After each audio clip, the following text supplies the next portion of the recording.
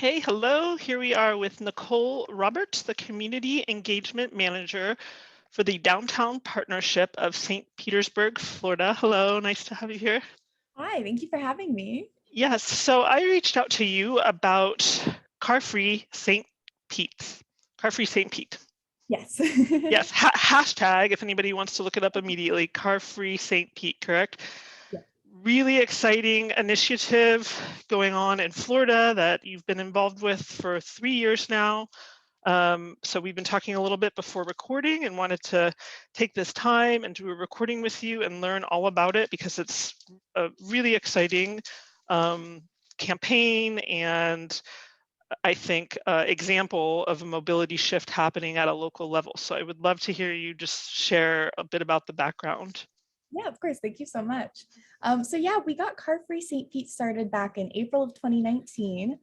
We kicked it off with a hashtag Carfree St. Pete challenge where we were encouraging people to post on social media with them going car free. And there was a big push on just the environmental benefits of going car free. So we really started this as this marketing campaign, encouraging people to go car free, telling them how they can get around our downtown car free, the different options, how to connect with local businesses and restaurants and hospitals and things like that. Um, and had a really good response initially. I would say we found our little niche of people. We did go to a few in-person events where we got some negative feedback from the community.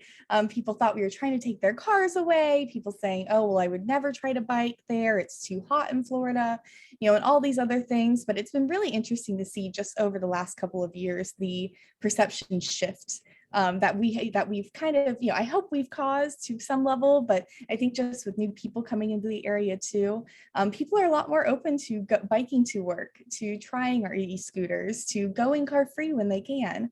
So it's been very exciting to follow this marketing campaign. Right. And first of all, I love talking with you because you are a communications person in this space of car free, which, pedestrian space. My platform is all about walkability in the media. So I love this space that you occupy in your work of communicating, as you said earlier before we were recording, was the importance of communicating about it. There's, things that are happening to the physical space and changes in mobility shift, but we also need to communicate what's happening to people and engage people in the conversation. So I would love to hear a little bit more about that. You already addressed that initially, as often happens, there was a little bit of negative feedback, but understand you've had a lot of positive feedback too. So I would love to hear just about, yeah, the community response and over time. Yeah, it's been really interesting. And, obviously the physical space is so important and you need that created to have walkability. But I think really, and especially here, living in America, living in Florida, where people aren't super walkable, are really car centric and tied to their cars, you really need to take a moment to explain all the benefits of going car free, all the environmental benefits, the economic benefits. I mean, especially with gas prices rising right now. And then I know we were chatting a little bit earlier about the community benefits of just being able to really get to know your neighbors, really get to know your community. If you're new to an area, I think being able to walk places and bike places is the best way to really get integrated into your community. And we've really seen people start to appreciate that more.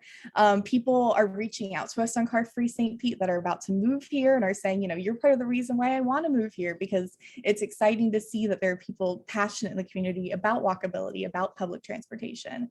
So it's been very exciting to see that shift to, I think I shared with you a little bit earlier, in 2019, we did a lot of in-person events and had that negative reactions from a lot of people. So recently, as we've been returning to in-person events, I, kind of prepare myself for those negative reactions. And, we'll have one or two people throughout the day that'll, make some comments that, they could never support this and blah, blah, blah.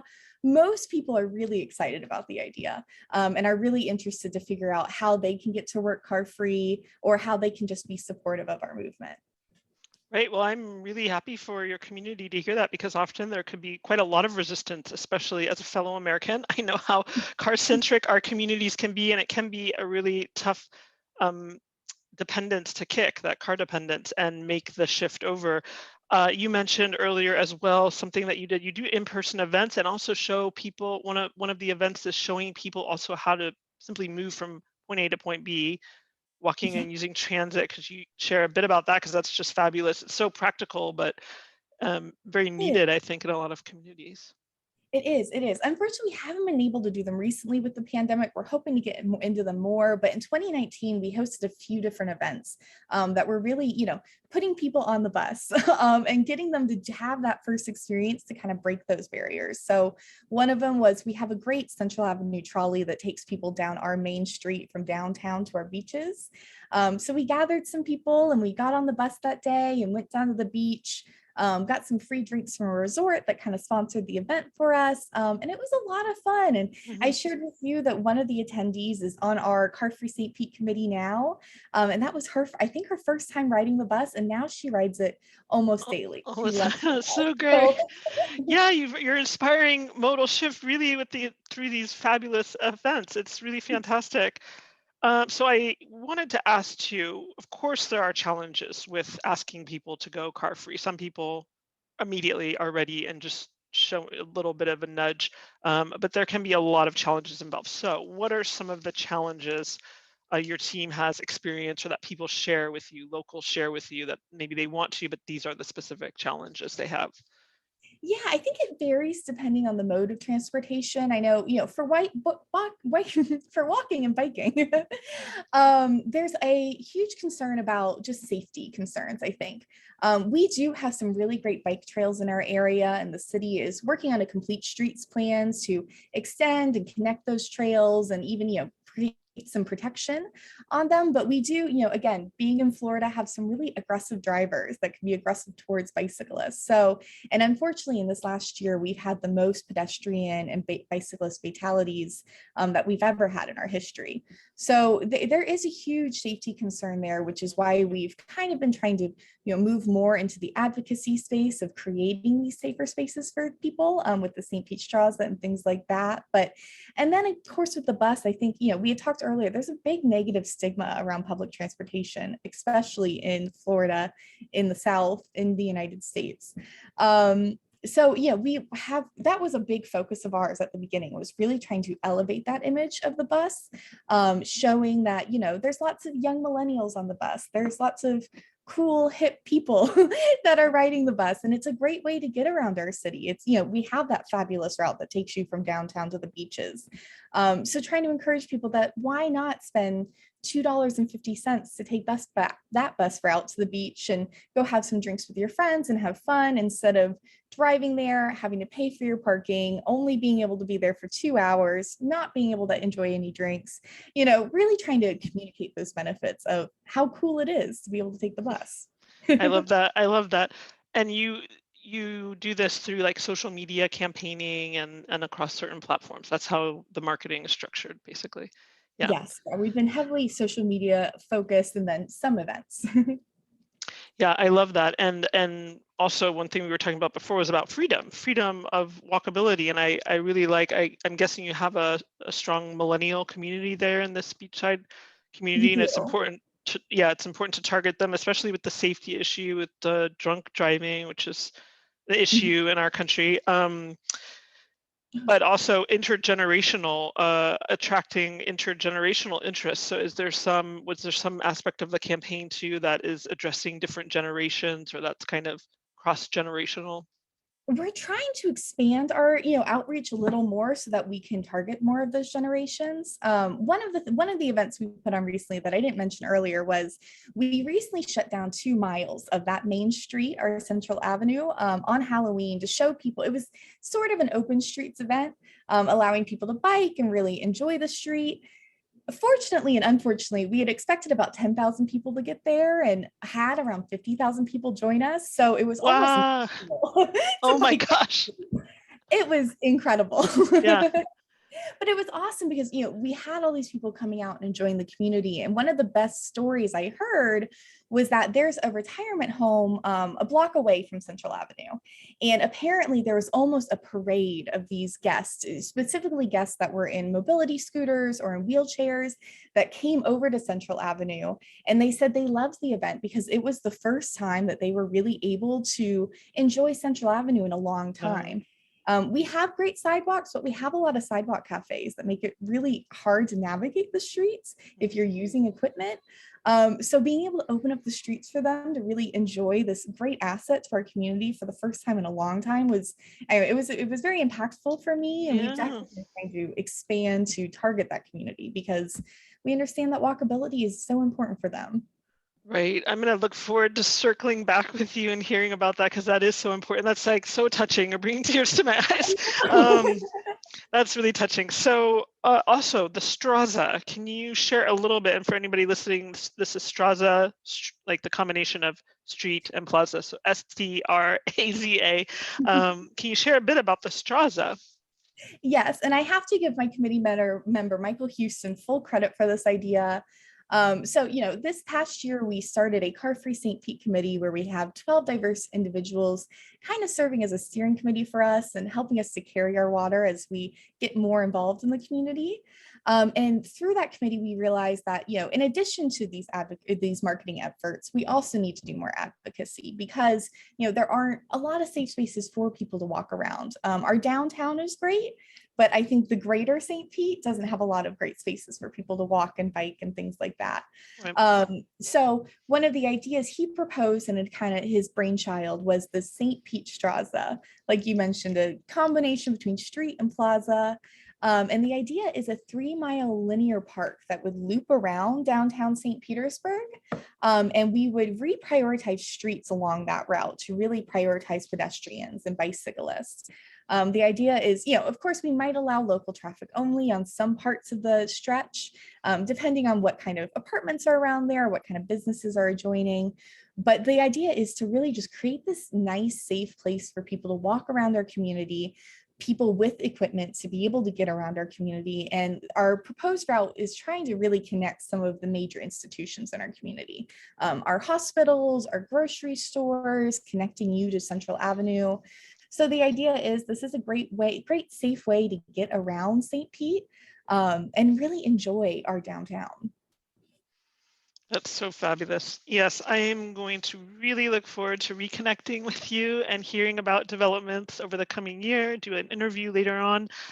Maybe let's round off with a city walkability rating. Yes. Are you up for that? We do city, yeah, we do city walkability ratings with people around the world. They're supposed to be like conversation starters. We rate or you rate your city of residence on a scale of 1 to 10, 1 being the lowest, 10 the highest. We rate walkability, public transportation, and cycling, and then also share ideas for what you would like to see improve. So the idea is to share these videos and have them be conversation starters. So for people, for an example, you and I maybe think about these issues every single day. For people who are not, sort of inspiring that dialogue about what they would rate the city and why, and then bringing up issues of their challenges, why they choose to drive instead of walk, and what would need to be changed for them to choose walking or public transit, et cetera, which I know you do every day with your work. So that's so great talking with you.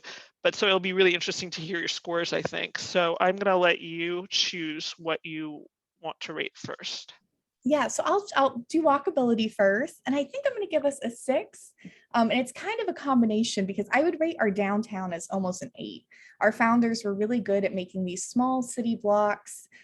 We have a lot of nice green space. We have, I think, like the third largest waterfront park system in the country. Wow. So there are a lot of really nice places downtown to walk.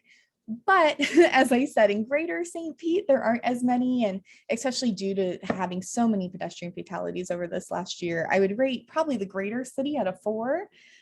So in a median about 6.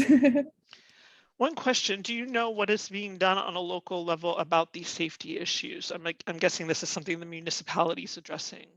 Yes, definitely. So they're still working towards their complete streets plans, and I think are looking at more pedestrian crossings.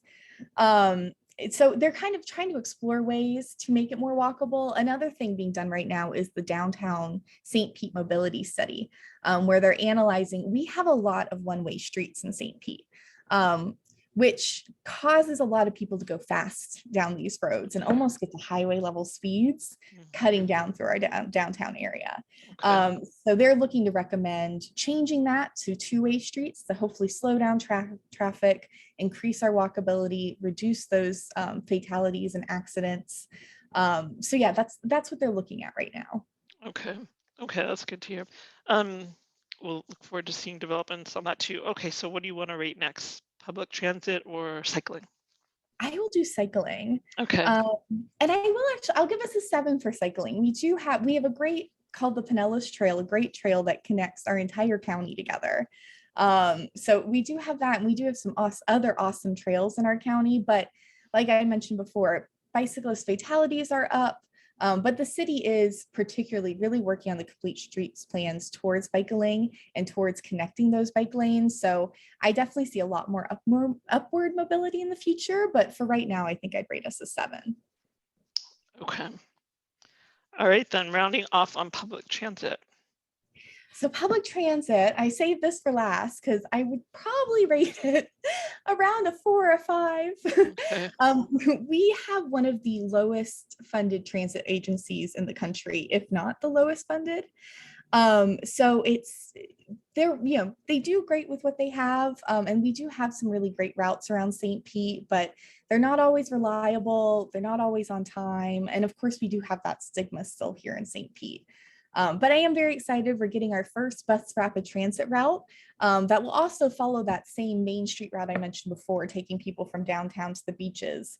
So we're really excited for that. And I think that bodes a lot of wellness for our future, that we might be able to get some more transit projects like that and improve our transit agency in the next couple of years. It sounds like it. It sounds like there's a lot of changes afoot, which is great. And I understand the score, like that score is not high, but it sounds like there's change coming, which is something Yes. constructive. So that's exciting. Yes. So thank you for your time. And we are going to look forward to connecting with you again and hearing about developments in the future. So thank Yes, you. of course. Thank you so much for having me on.